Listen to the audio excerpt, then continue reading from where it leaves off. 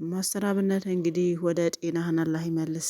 ወደ ጤና ተመልሶ እንግዲህ ወደ ስራም እንደምትገባ ባለ ሙሉ ተስፋ ነኝ። የሁሉም ፈጥኖ ደራሽ የተቸገረ የተራበ ሁሉም ቀድሞ የሚደርሰው እንደምናውቀው ማስተራብነትን ታሟል። ባለፈው እንደተላለፈውም በሁሉም ሃይማኖቱ ዱዓ አድርጉልኝ ብሎ እንትን ብሎ ነበረ።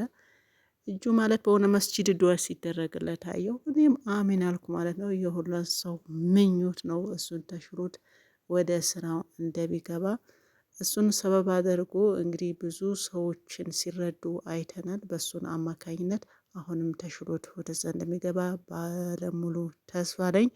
ዛሬም በኃይለኛ እኔ ብቻ ሳይሆን ብዙ ሰው አስታውሶታል። የምን እንዳስታወሰው ያው ታውቃላችሁ ማለት ነው። ሰላም አለይኩም ወራህመቱላሂ ወበረካቱ። ሰላም ጤና ይስጥልኝ። ውድና ተከበራችሁ የቻናል ቤተሰቦች እንዴት ናችሁ? ሰላም ናችሁ? በያላችሁበት ሰላማችሁ ይብዛ። እዚህ ቻናል አዲስ ሆናችሁ ሰብስክራይብ፣ ሼር፣ ላይክ ያደርጋችሁ አበረታቱኝ። ያው ጠፍቻለሁ፣ እየጠፋ ነው ማለት ነው። በቴክኒክ በአንዳንድ ጉዳዮች እየጠፋ ነው። እንመጣለን ቆይተንም ቢሆን ስንጠፋም አንዳንዴ መምጣታችን አይቀርም።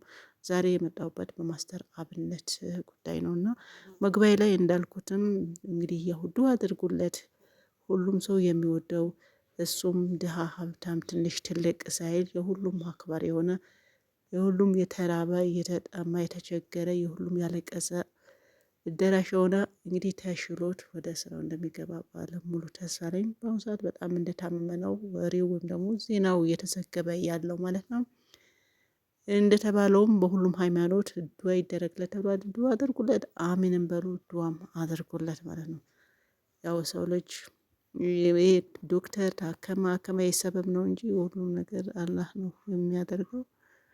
አላህ ሽሮች እንዲመልሰው ማለት ነው። ዛሬ እንግዲህ ያው ብዙ ሰው እያስታወሰው ነበር እና በአሁኑ ሰዓት በተከሰተው ረሃብ ችግር ታውቃላችሁ። በተለይ ደግሞ ሰሜኑ አካባቢ በዚህ 2 ቀን የወጡት ቪዲዮዎችን እጅግ በጣም ያው ልብ የሚነኩና ትልቅ አባቶች ትልቅ እናቶች በረሃብ የሚበሉት የሚጠጡት አጥተው በጣም በሚያሳዝን ሁኔታ እንደዚሁም ደግሞ በደብረ ብርሃንም የወጡ ቪዲዮዎች አሉ። አማራ ክልል እንደዚሁም ደግሞ በትግራይ ሰሜኑ አካባቢ በአሁኑ ሰዓት ፈጥኖ የሚደርሰው ማስተራብነት እያሉ ነበርና በትክክል ከሱ የበለጠ ማንም ፈጥኖ አይደርስም።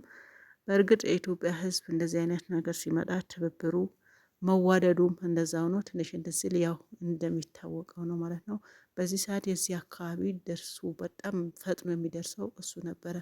ዛሬ ያላስታወሰው የለም። ብዙዎቹ ሕክምና እንደተጀመሩና ግን ባለፈው ራሱ ውጭ ሄዶ እንደሚታከም እንደሰማችሁ ተናግሮ ነበር። ወደ ውጭ ሄዶ ሕክምና ጀምሯል የሚልም አለ፣ አልወጣም የሚል አለ፣ ሀገር ውስጥ ነው የሚል አለ። በዚህ 2 ቀን ይህን ቪዲዮ አይቶ ያው እንደ ሰሞኑ ደህና ቢሆን አያልፍም ነበርና ዛሬ ደግሞ በሱ ፋንታ ደግሞ አዳዲስ ቲክቶከሮች መጥቷል። የእነዚህ ያው ቦታዎችን የሚተኩ ይተካሉ፣ የማስተራብነት አይተኩም የሚለውን እንዳለ ሆኖ ግን ፈጥኖ ደራሾችን አሉ። ወደ ትግራይ አካባቢም በአሁኑ ሰዓት የሚሰበሰቡ መድኃኒቶች፣ ምግቦችም እንደዚሁም ደግሞ የሚያስፈልጋቸውም አልባሳቶች እየተሰበሰበ ነው። በአማራ ክልልም ደብረ ብርሃን ላይ የተፈናቀሉ ወገኖች በጣም በሚያሳዝን ሁኔታ ህጻናትን ሳይቀሩ እዛም ላይ እየተሰራ ያለ ሁሉም በአሁኑ ሰዓት ቲክቶከር ያው ተከታይ ያለው ቲክቶከር እየሰራ ነው ማለት ነው። በቅርቡ በስር የተፈታው እንግዲህ የሁላችንም የምናውቀው አንድ አመት ከምናምን የታሰረው ጆን ዳንኤልም ዛሬ ወደ ትግራይ ክልል ሄዶ አይቻለው አይተናል ማለት ነው። እሱም ያቅሙ ለማድረግ ተከታዮቹም እንደዚሁም ደግሞ ከአጠገቡ ካሉ ሰዎችን ለመርዳት አዶናውም በግሉ ማሰባሰብ ጀምሯል ማለት ነው። ስለዚህ በዚህ ይዘጋሉ ወይ? ምናልባት እኔ ሁሌም እንደምለው እንደዚህ አይነት ነገሮችን ተፈናቃዮቹም የተቸገሩትም በህዝብ ብቻ ይቆም ብዬ እኔ አላስብም። ምክንያቱም የፈለገን እርዳታ ቢደረግ የሳምንት የወር ምናምን ሊሆን ይችላል። ግን ምናልባት አሁን ባሉበት ትንሽ ለማስታገስ ሊሆን ይችላል እንጂ ዘለቄታ ይሆናሉ የሚለውን የሁላችንም ጥያቄ ምልክት ነው ማለት ነው። ስለዚህ ቲክቶከሮችም ደግሞ አዋተው የሚችሉት አይመስለኝም። ያው እንዳልኩትም እለታዊ ወይም ደግሞ አሳምዳታ ግን ትኩረት የሚደረገው መንግስት ላይ ነው። እነዚህም ይሄን መጣ ክስተት እውነት ለመናገር ትክክለኛ ከወሰድ ነው ከመንግስት ነው ማለት ነው። የተፈናቃዮች ደብረ ብርሃን ያሉትም የተፈናቀሉ ወገኖች ከየት ነው የተፈናቀሉት የሚታወቅ ነው። ሰሜኑ ላይ ትግራይ ውስጥ አሁን የተከሰተውን ችግር ያው በጦርነቱ ምክንያት ሁሉም ነገር ወድሞ መጨረሻ አካባቢ ይሄ ነው ተርፎ ማለት ነው። ስለዚህ በነዚህ በቲክቶከሮቹ በነዚህ እርዳታው ይበቃል ወይም ደግሞ እስከ መጨረሻው ይደርሱ የሚለውን አሁንም መንግስት ትኩረት ሰጥቶት የተፈናቀሉትም እንደ ቦታቸው እንዲመልስ አመቻችቶ እሱም የሆነ እርዳታ ካላደረገ ይህ ጊዜው ነው እንጂ በዚህ የሚቆም ነገር አይደለም። ምናልባት እዛ ውስጥ ያለውን በቪዲዮ አይታችኋል፣ ያያችሁት የሚወጣውን ህዝብ ያለውን ህዝብ የተራበውን የተቸገረውን እዛ ላይ የተሰፈረውን ስታዩ በሁለቱም በኩል አማራ ክልል ያለውን ደብረ ብርሃን የተሰደዱ የምታዩት በጣም ብዙ ነው። በዚህም በኩል በሰሜን በኩል ያለውን በጣም ብዙ ነው። በእነዚህ ልጆች ተረድተው ያበቃል ማለት ይሄ የማይገመት ነው እና እዚህ ነገር መንግስት ራሱ ትኩረት ሰጥቶ እርዳታ ቢያደርግላቸው በጣም ይህ በእንትን ሰሜኑ ላይ የትግራይ ላይ ያያችሁት ቪዲዮ እውነት ለመናገር የሰው ልጅ ሆኖ እሱን ቪዲዮ አይቶ እያላለቀሰ የለም። ትልቅ እናቶች ራበን ራበን ማለት የምር እጅግ በጣም ልብ የሚነካ ነውና እድሜያቸው በጣም የገፉ እናቶች አባቶች ያያችሁ አያችሁ፣ ምናልባት እንትናችሁ ችሎ ያያችሁ ያው ሳታለቅሱ አታልፉም ያን ቪዲዮ ያያችሁ።